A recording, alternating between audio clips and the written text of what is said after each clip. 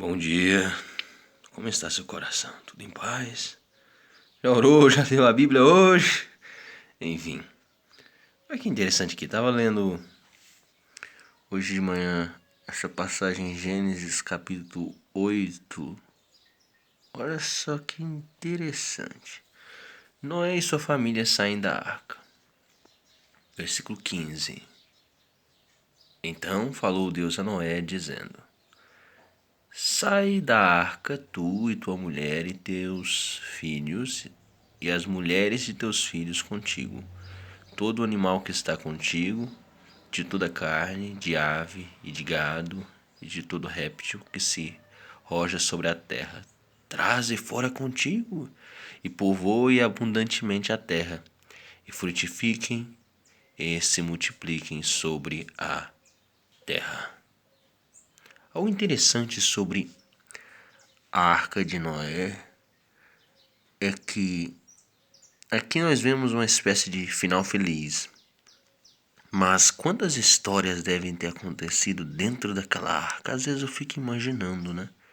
Porque imagina, lá dentro tinha muitos animais, tanto herbívoros quanto carnívoros. Algo interessante é que os carnívoros, obedecendo à ordem de Deus, ficaram, ao que tudo parece aqui, em jejum. Porque se havia um casal de leão perto de um casal de zebra, provavelmente na selva, enfim, seria normal o leão comer a zebra, não é? Zebra, enfim. O interessante é que quando nós vemos esse relato de Gênesis, muitas pessoas podem ficar com a pulga atrás da orelha. Enfim, pode ficar com a pulga atrás da orelha e questionar a historicidade desse relato, porque parece muito chocante para muitas pessoas algo como esse relato. Pois bem, vamos à historicidade do livro de Gênesis. Para aqueles que falam, o Antigo Testamento é muito antigo, temos que apagá-lo. Mas quem conhece as Escrituras sabe que o Novo Testamento ele é basicamente um compilado de um monte de citações do Antigo Testamento. Basicamente é isso. Quem diz que nós temos que jogar o Antigo Testamento no lixo só está repetindo, enfim, uma heresia bastante comum no primeiro século, enfim, da igreja. Recomendo aqui para quem diz essa besteira, História Ilustrada do Cristianismo, Vida Nova, enfim. Se você pegar aqui no começo, vai ter aqui, ó, imperadores, bispos de Roma, nananana. Você vai chegar lá e vai encontrar aqui, escritos, documentos, acontecimentos. Você vai pegar aqui, ó, nada novo debaixo do sol. Enfim, boa leitura.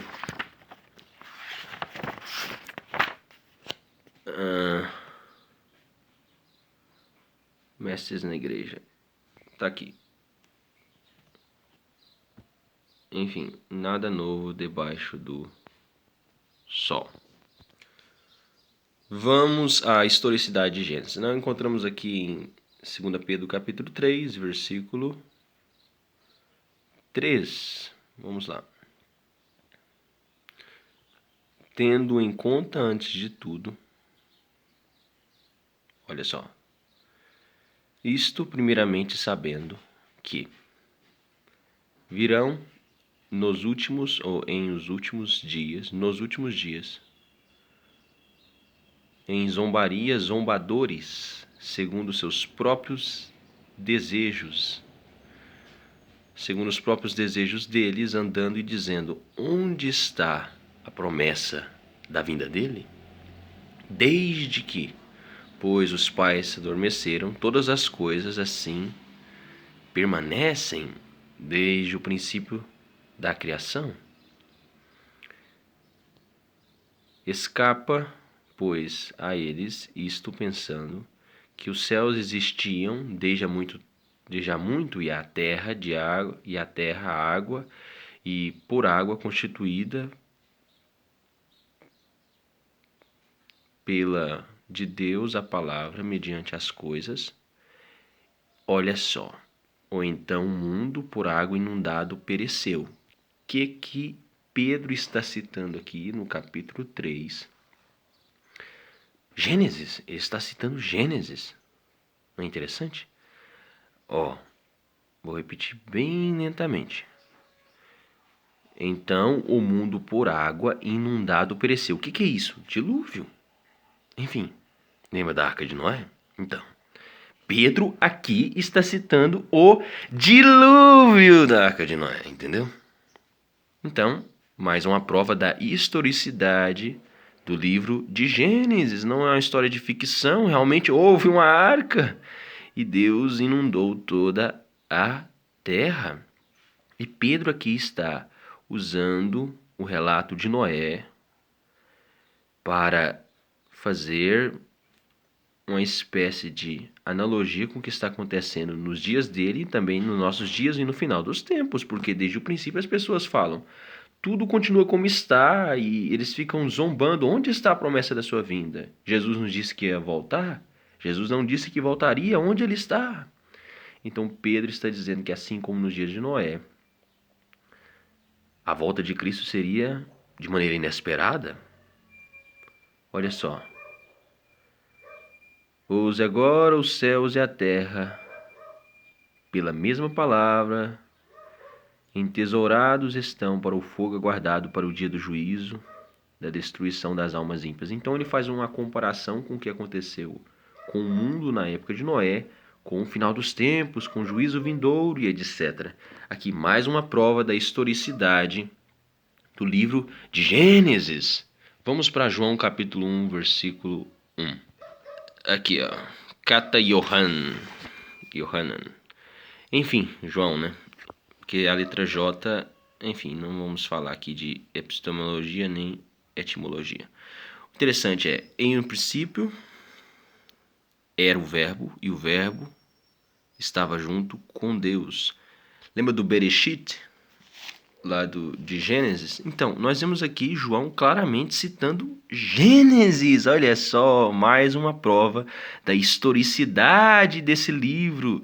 E se você está na faculdade e deseja, digamos assim, ter um conteúdo mais acadêmico, você não vai falar sobre o criacionismo bíblico, né? Você vai precisar de criacionismo científico, Adalto Lourenço. Uma introdução ao criacionismo, porque na faculdade, infelizmente, o professor vai rir de você se você citar a Bíblia. Então, vamos citar criacionismo científico, ok? Tá aqui, editora Fiel, Adalto Lourenço. Eu tirei uma foto com ele aqui numa palestra que ele deu na minha cidade. Dedicatória fofinha, enfim. A minha esposa, Sueli. A criação não seria completa sem você. Rapaz, eu quero escrever um livro e deixar uma dedicatória para minha esposa também. Quem sabe um dia Deus me dá essa oportunidade. E estudá-la sem te conhecer seria como que tentar imaginar um universo repleto de galáxias sem jamais ter visto uma única estrela. Te amo. Isso aqui é maravilhoso, né? Ó, as filhas também, ó. As minhas filhas, Késia, Joyce e Sara. Vocês fizeram com que a caminhada que me trouxe até aqui fosse agradável, cheia de belas surpresas. Amo cada uma de você. Olha só que... Enfim, se só por esse relato aqui você não comprar esse livro, eu acho que você está perdendo. Enfim. Aí tem o prefácio, né? Esclarecimento, introdução. Capítulo 1. A origem das teorias, como tudo começou. Capítulo 2. A origem da informação, design inteligente. Capítulo 3. A origem do universo, astrologia e cosmologia. Capítulo 4. A origem da vida, biologia e genética. Capítulo 5. A origem dos fósseis, paleontologia e geologia. A origem dos bilhões de anos, métodos de datação. A origem do catastrofismo, geofísica e hidrodinâmica, conclusões em busca da verdade, um pouco de equações para quem gosta e as palavras em outras palavras. Então, é maravilhoso, tem uns desenhos aqui, impressão muito boa, parabéns pela editora Fiel. Há muitos anos aí divulgando Adalto Lourenço, eu acho que as pessoas falam pouco dele, deviam falar mais do Adalto Lourenço, enfim. Olha que maravilhoso para você responder seu professor ateísta aqui, sem ele fazer piada com vocês porque você está citando a Bíblia. Então você vai citar todas as correntes de pensamentos, algumas para mim parece, digamos assim, ficção, né? Ficção, não existe, não é realidade. Enfim, porque a Bíblia para mim é o suficiente. Mas, enfim, estamos na faculdade, né? Estamos no meio acadêmico. É bom estar armado para defender a sua fé. Então, que maravilhoso. Olha esses desenhos. Olha esse desenho. Olha essas cores. Tudo muito, muito bem impresso. E eu creio que você vai adorar esse livro se você está na faculdade. Enfim, interessante, né? Então eu recomendo efusivamente este livro aqui para que você possa responder os ateuzinhos todinhos na faculdade onde você estiver. Enfim, você vai achar maravilhoso. Realmente a impressão está muito boa. E a página, ela é meio... Ela é uma folha diferente, sabe? Não é uma folha... Como é que eu posso dizer? Não é uma folha comum. Porque tem alguns papéis que, se cair água, se cair alguma coisa, parece que ele borra, né? Mas não é. Parece que essa folha, ela pode deixar cair, não sei. Não, se cair café, estraga. Café não pode. Enfim. Mas se cair água ou outra coisa, eu creio que, pelo que eu tô vendo aqui, parece um plástico. Enfim. É um papel diferente. Não é qualquer papel. Enfim. Então tá aqui a minha recomendação. Como tudo começou. Para quem desejar defender a sua fé na faculdade, aqui ó, professor Dr. Marcos Eberlin, membro da Academia Brasileira de Ciência, comentador da Ordem Nacional do Mérito Científico, professor titular do Instituto de Química da Universidade Estadual de Campinas. Está aí, ó, uma boa recomendação. Enfim, está aqui a minha recomendação para quem está na faculdade, para defender a historicidade do livro de Gênesis e para não duvidar do que aconteceu na Arca de Noé. Mas, todavia, entretanto, contudo, se você é cristão como eu, a Bíblia é suficiente. Então vamos lá para Lucas capítulo 20, versículo 37. E que os mortos hão de ressuscitar também, o mostrou Moisés junto à sarça. O que aconteceu aqui, o que nós estamos lendo aqui, Êxodo, ou seja, Pentateuco, Antigo Testamento. Vamos lá. O que Deus disse para Moisés na sarça? Vamos lá. Quando chama ao Senhor Deus de Abraão. Abraão está onde? Em Gênesis. Olha só, o Deus de Isaac e o Deus de Jacó. Ora, Deus não é Deus de mortos, mas de vivos, porque para ele vivem todos. Novamente aqui, da boca do próprio Jesus, uma citação do Pentateuco, como se não bastasse muitas outras citações, né? Nem só de pão viverá o homem, de toda palavra que procede da boca de Deus, Deuteronômio. Então nós vemos novamente a defesa da historicidade do livro de Gênesis, a sua literalidade. Por isso nós devemos confiar nesse livro que é citado por João no princípio era o Verbo. A clara referência ao primeiro versículo de Gênesis, né? Então nós vemos aqui Jesus também citando o Antigo Testamento, citando Abraão. Então, novamente aqui, para os cristãos que acreditam na palavra de Jesus, nós não precisamos de nenhuma teoria científica, nenhum argumento científico para acreditar na historicidade do livro de Gênesis. Vamos para outra recomendação aqui. Está aqui um livro aplicando a história de Gênesis ao quê? A uma análise sobre a masculinidade, enfim, tá um livro aqui que muitas pessoas dão nota 3 para ele, de 5 dão 3 estrelas, é porque talvez não tiveram um pai para apanhar quando eram crianças, enfim. Esse livro eu acho maravilhoso, recomendação de uma pessoa há muitos anos, enfim. O interessante desse livro aqui é que ele não foi escrito só por uma pessoa, né? Interessante, né? Então, quando esse livro é lido por homens, ele tem, digamos assim, uma característica mais educativa, como se fosse um homem sentando com outro homem e conversando sobre o que é ser homem. Então, eu recomendo efusivamente, é muito interessante nós questionarmos se nós estamos sendo homens bíblicos, seguindo o exemplo de Cristo e do Evangelho, ou estamos seguindo o mesmo passo de Adão e repetindo o mesmo erro que aconteceu ali no Jardim do Éden.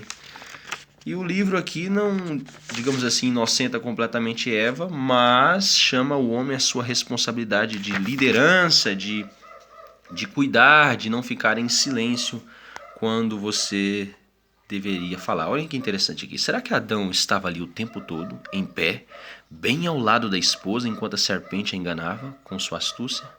Estava ali ouvindo cada palavra? Se estava. E há uma boa razão para que pensemos assim. Uma importante pergunta precisa ser feita. Por que ele não disse nada? Então, está aqui um livro, enfim, usando o relato de Gênesis, bem ali no princípio, para quem deseja aplicar o livro de Gênesis à masculinidade bíblica. Enfim, está aqui o silêncio de Adão. Eu gostei, achei maravilhoso. Nota 5 estrelas. Mulheres leem e costumam não gostar. Enfim, é porque mulher, né? Se fosse homem, entenderia. Então, tá aqui minha recomendação de um livro para quem deseja pegar o texto de Gênesis para analisar a sua própria masculinidade ou estudar sobre isso, a masculinidade bíblica. Enfim, tá aqui O Silêncio de Adão, editora Vida Nova. Enfim, está aqui um livro para você, enfim, analisar Gênesis do capítulo 1 ao 11, editora Vida Nova, Augusto Nicodemos, No Princípio de Tudo. Enfim, ele é um livro que é uma exposição, digamos assim, não é tão moderna como, por exemplo, analisa Gênesis 1 e 2. Eu estava com esse livro aqui perto, eu não sei onde ele está. Enfim, a gente compra os livros e os livros somem, eles vão embora. Ainda chama a gente de lento ainda. Enfim. Olha que interessante. Eu estava aqui perto de mim, Gênesis 1 e 2, eu não sei o que aconteceu. Eu acho que ele correu, saiu correndo. Enfim, ignora a gente. Vamos lá. O interessante aqui é que você vai encontrar no capítulo 1 a análise no princípio, capítulo 2 haja luz, tem uns títulos aqui, né? Enfim, os títulos dos capítulos. Aqui nós temos mais capítulos, é grandinho, hein? 21 capítulos. Eu gostei dessas considerações finais, sabe por quê? Porque eu vou dizer o porquê. Eu gostei dessas considerações finais. São observações, enfim, muito úteis analisando o livro de Gênesis. Acho que é algo interessante, como a gente está analisando aqui a Arca de Noé. Seria interessante nós darmos uma olhada lá para a página 300 e e tanto, né? 300 e... Momento esperando. Nova aliança do mundo, conclusões práticas. Vamos lá, estamos chegando na Arca de Noé. Segundo que eu decidi enquanto a terra do ar.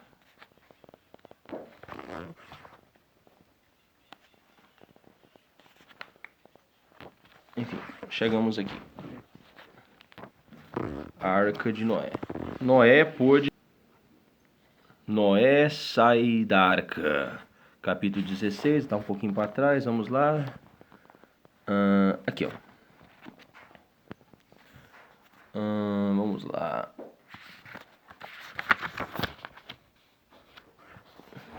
Aqui, achei, é o que eu estava procurando. Segundo ponto que eu quero trazer a sua atenção é que a arca, levantada pelas águas, representa, na teologia bíblica, a salvação em Cristo simbolizada no batismo. De acordo com Pedro, as mesmas águas que destruíram o mundo, lembra lá o texto de 2 Pedro que nós lemos? As mesmas águas que destruíram o mundo foram as que elevaram a arca e salvaram Noé e sua família. A paciência de Deus espera enquanto a arca era construída nos dias de Noé. Poucas pessoas, isto é, 8, salvaram-se nela por meio da água, que, prefigurando o batismo, agora também vos salva, o qual não é remoção da impureza da carne, mas a promessa de uma boa consciência para com Deus pela ressurreição de Jesus Cristo. 1 Pedro capítulo 3, versículo 20 ao 21. Então nós vemos aqui Pedro criando doutrina, vendo no Antigo Testamento algo que apontava para o Novo, enfim, como o livro de Hebreus está repleto disto, como o tabernáculo também está repleto disso. Então vou deixar aqui na descrição um vídeo, enfim, que mostra que tudo no Antigo Testamento é sobre Jesus, enfim, é uma animação muito boa para crianças, adultos também podem ver. Você vai amar, você vai adorar essa animação, você vai ficar boquiaberto se você não conhece todo o Antigo Testamento. Enfim, eu e meu pai estava estudando o livro de Gênesis e a gente comprou vários livros para estudar o livro de Gênesis, então esse livro aqui foi um dos que eu vi que poderiam me ajudar nesse estudo. Então nós vemos aqui que o reverendo Augusto Nicodemos cita, digamos assim, as relações do livro de Gênesis com todo o Novo Testamento. Então, muito bom, recomendo aqui a leitura. Apesar de não ser um comentário, digamos assim, muito cristocêntrico, né? Como o do Matthew Henry, que eu vou mostrar agora. Tá aqui, comentário Matthew Henry. Enfim, Matthew Henry.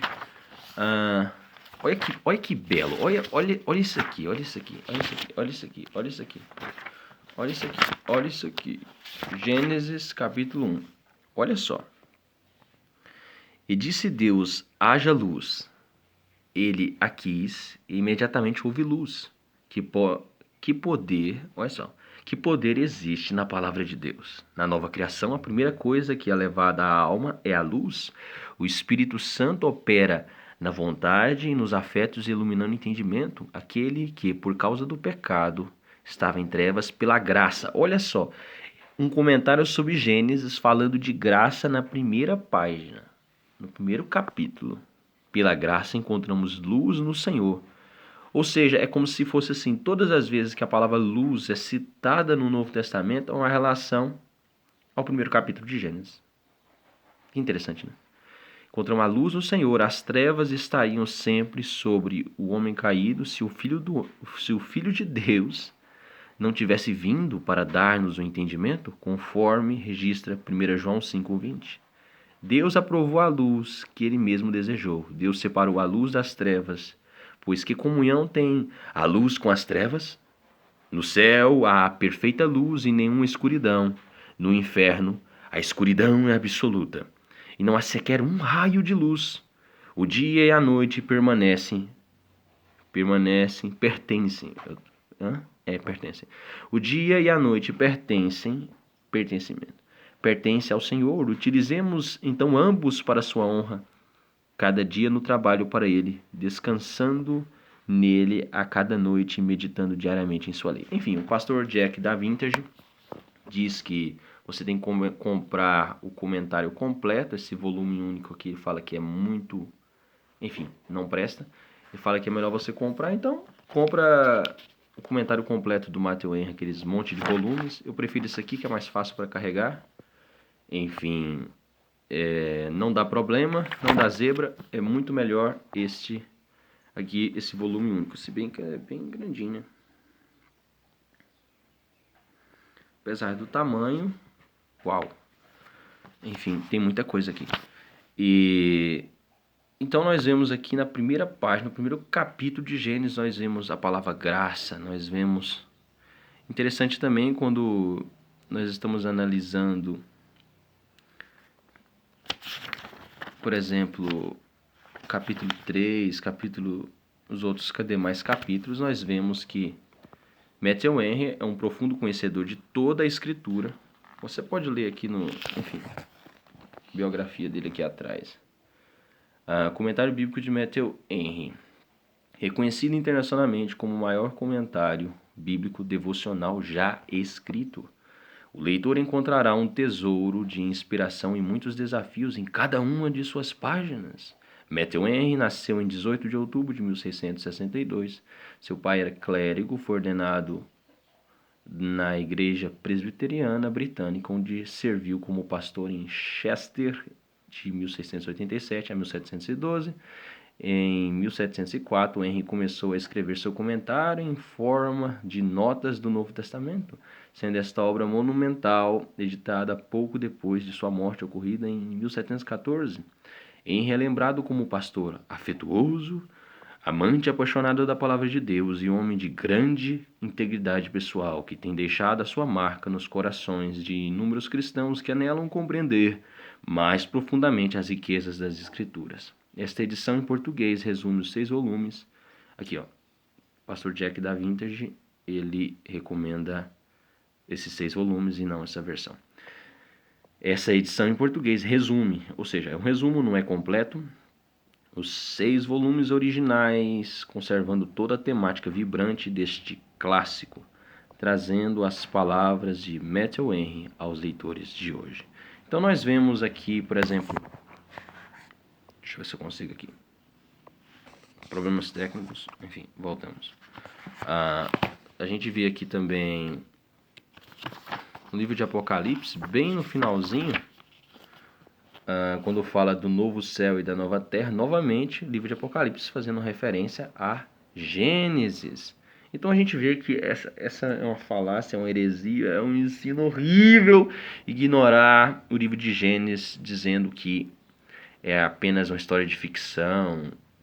O pior de tudo isso é quando eu vejo as pessoas tentando conciliar evolução, as teorias científicas fajutas da evolução, que o Adalto Lourenço já destruiu em muitas palestras e livros, tentando harmonizar isso com o ensino bíblico, tentando excluir alguma coisa da Bíblia ou tentar considerar os argumentos evolucionistas, que eu acho um completo absurdo, enfim. Mas, prosseguindo, para ainda reforçar a historicidade do livro de Gênesis, nós temos aqui o apóstolo Paulo, sim, o maior líder do cristianismo, vivia citando Hernandes Dias Lopes. Está aqui, o maior líder do cristianismo. Editora Agnus Hernandes Dias Lopes, está aqui. Nós temos aqui o que? Nós temos Paulo citando constantemente o Pentateuco para criar doutrinas. Quem não se lembra da famosa frase de Paulo: as mulheres aprendem em silêncio, aí ele começa a usar porque Adão veio primeiro, depois Eva. De onde Paulo tirou isso? Paulo tirou isso de Gênesis. De Gênesis, que com certeza era o livro de cabeceira de Paulo. Então, novamente, aqui nós vemos o apóstolo Paulo defendendo a historicidade e a importância do livro de Gênesis. Está aqui mais um livro, Paulo, maior líder. Então, nós vemos aqui também Paulo entrando nessa guerra para defender a Arca de Noé que nós estávamos analisando. Enfim, já deu 30 minutos aqui, você fala, nossa, que absurdo, você gastou 30 minutos para falar só sobre um versículo, tá vendo? Só para provar que a Arca de Noé existiu, eu tive que ler isso tudo e usar tudo isso para refutar diferentes tipos de pessoas, tanto acadêmicos quanto pessoas comuns. A Arca de Noé existiu, é lindo, é maravilhoso. Eu queria visitar algum lugar que tivesse alguma réplica da Arca de Noé, ou então, enfim, quem sabe um dia se eu casar, eu vá visitar esse lugar. Então, é maravilhoso, é lindo, é apaixonante, é verdadeiro, verdade, é verdade esse bilhete. Então, fica aqui o meu relato sobre o quanto eu amo a Arca de Noé. Enfim, esse relato aqui é maravilhoso, é apaixonante. E para falar aqui, e para falar assim, mas você está inventando isso agora? Não, não estou inventando isso agora. Olha aqui minha Bíblia. Olha aqui minha Bíblia. Você vai falar que eu não gosto do livro de Gênesis. Você vai falar que eu não gosto do livro de Gênesis. Olha isso, olha isso, olha isso. Isso aqui é uma das minhas, acho que 10 Bíblias. Enfim, essa é só uma das minhas 10 Bíblias. Então, você falar que eu não gosto de Gênesis, você está mentindo. E está zombando das mais de 50 vezes que eu li a Bíblia inteira na minha vida. Então, novamente, é tudo sobre Jesus. Está aí o vídeo na descrição. É uma animação maravilhosa para você ficar deslumbrado, encontrando Jesus em todas as páginas do Antigo Testamento. Também eu acho que eu gravei um vídeo sobre isso. Eu vou deixar aqui na descrição. É possível encontrar Jesus em todas as páginas da Bíblia. Uma análise minha sobre isto. Eu também vou deixar na descrição este outro vídeo. Então, é tudo sobre Jesus. A arca representa Cristo e todos aqueles que entram na arca, ou seja, creem no sacrifício de Cristo, creem na sua obra, creem no seu evangelho, estão salvos da ira de Deus, do dilúvio, do juízo, do inferno eterno. Então a arca representa Jesus, Noé representa os evangelistas, como no livro do John Bunyan, o peregrino. Noé representa também os pregadores, os apóstolos. Ele é um tipo que aponta para todos os missionários, pastores e aqueles que, com seus pés formosos, levam a mensagem do Evangelho. Então, é tudo sobre Jesus, a arca é Cristo, o dilúvio é a ira de Deus, o inferno eterno e o juízo final. Fujam da ira de Deus e não fiquem zombando de Noé, né? Como está lá na epístola de Pedro, onde ele fala que até nos dias de hoje tem zombadores dizendo: onde está a promessa da sua vinda? Porque o mundo continua como está desde o princípio da criação. Enfim, sejam aquelas virgens prudentes que esperam um noivo, prontas, preparadas com azeite, e não aquelas mulheres que duvidaram da volta do Senhor. Estejamos prontos para a volta do Senhor. Que sejamos loucos, né, como Noé, né? Deixa o mundo zombar, deixa o mundo fazer piada. Enquanto isso, vida devocional continua e o nosso chá tem que sempre estar quente para acompanhar uma ótima leitura. Então, a Arca de Noé é um fato verdadeiro, verídico e existiu. E não importa o quanto as pessoas zombem disso, Deus, em seu poder, em sua soberania, fez com que o leão e as zebrinhas ficassem no mesmo lugar, sem matar uns aos outros. Enfim, como é que explica isso? A resposta, quem sabe, a gente vai ter que perguntar para Jesus pessoalmente, no céu. Então, tenha todos um ótimo dia. Espero que, enfim, ficou meio longo nesse vídeo. Será que alguém vai ver? Não sei. Feito lipas para todo mundo. Tenha todos um ótimo dia.